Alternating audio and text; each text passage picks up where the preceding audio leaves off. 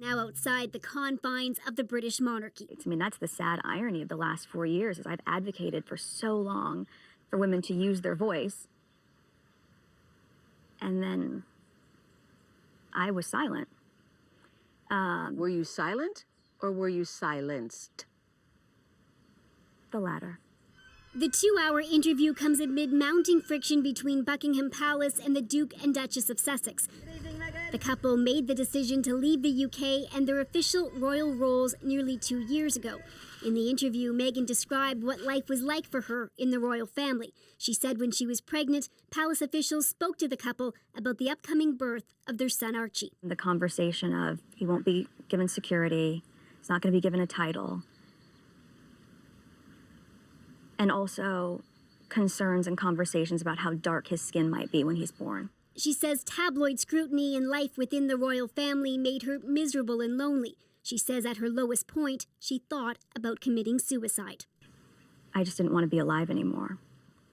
And that was a very clear and real and frightening, constant thought. Before this interview, Meghan accused the palace of orchestrating a smear campaign. Last week, the British newspaper The Times ran a report where sources claim she treated some of her staff so badly that they quit. The palace, which normally is silent on anything published in the papers, said it was concerned about the allegations and would investigate, which it notably did not do over Prince Andrew's sexual abuse allegations. Not only was I not being protected, but that they were willing to lie to protect other members of the family, but they weren't willing to tell the truth to protect me and my husband.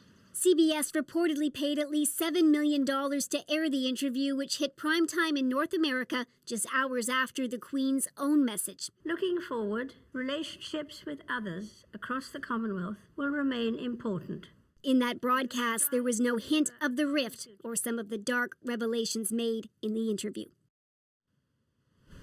Now, Meghan admitted that she was very naive when it came to marrying into the royal family. She didn't know just what to expect, but she said initially everybody was very welcoming to her. She said that that really changed after the tour that she and Harry took to the South Pacific. After that, the couple said that they really felt trapped and felt they had no other option but to leave. Harry revealed, Ian, that last year he was basically cut off financially from the family. He talked about how disappointed he was in his father and the strained relationship there. And while most of the interview did focus on the couple's past, they did talk about the future. They're expecting their second child, and in that interview, Ian, they revealed that they're expecting a baby girl.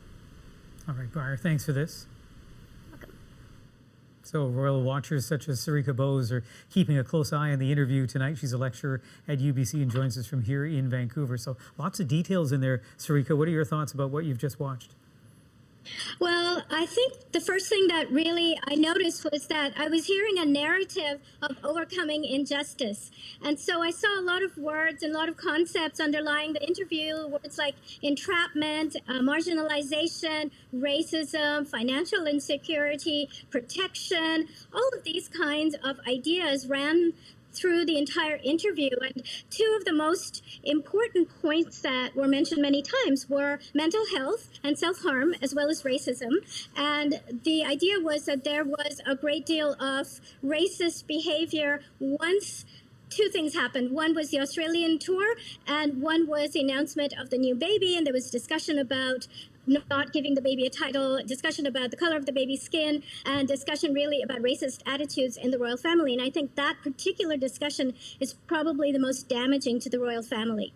And there's going to be a lot of discussion to come. We literally have 15 seconds, but let me just ask you, are you surprised at the level of candor in that interview? I'm not very surprised, no. All right, Sarika, thanks for joining us. Okay, thank you.